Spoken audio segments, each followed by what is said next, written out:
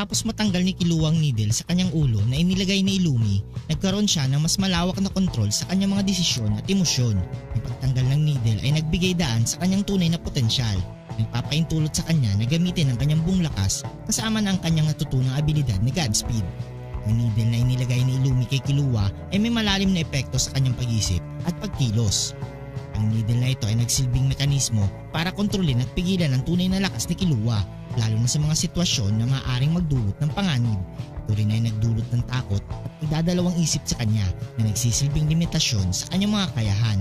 Sa pagtanggal ng needle, naranasan ni Killua ang isang napakalaking pagbabago sa kanyang pag-uugali at abilidad. Mas naging determinado siya at nagkaroon ng kumpiyansa sa sarili.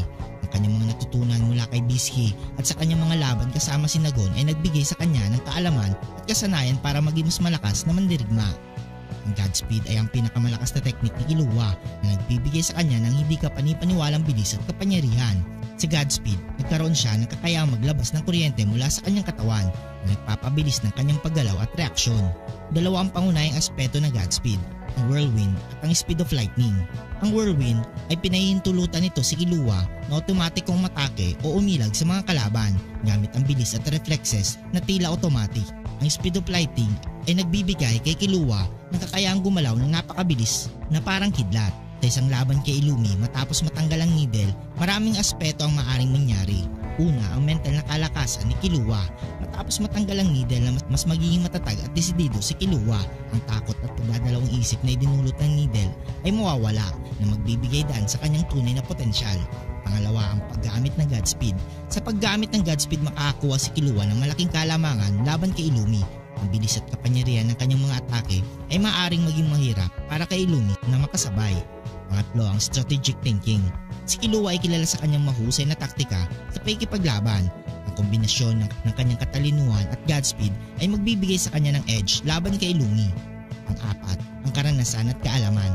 Ang mga laban ni Killua laban sa mga malalakas na kalaban tulad ni Mento Toyopi at ang kanyang mga training sessions ay nagbigay sa kanya ng sapat na karanasan upang harapin si Illumi. Alam ni Killua ang mga kahinaan ni Illumi tulad ng dependency nito sa needles para kontrolin ang kanyang mga kalaban.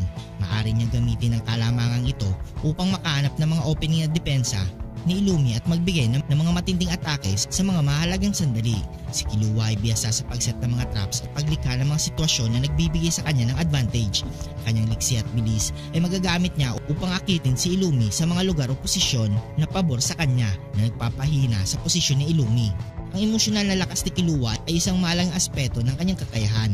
Kanyang pagmamahal at dedikasyon sa kanyang mga kaibigan, lalo na kay Gon, ay nagbibigay sa kanya ng dagdag na motibasyon upang magtagumpay.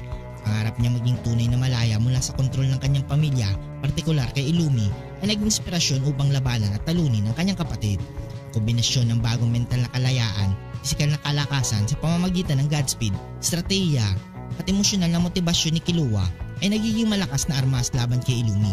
Sa pagtanggal ng needle, nakamit ni Killua ang kanyang tunay na potensyal bilang isang mandirigma.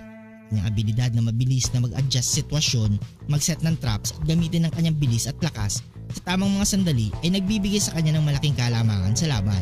Ang labanan ay magiging isang pagsubok ng talino, kakayahan at puso kung saan si Killua ay may lahat na kinakailangan sangkap upang magtagumpay.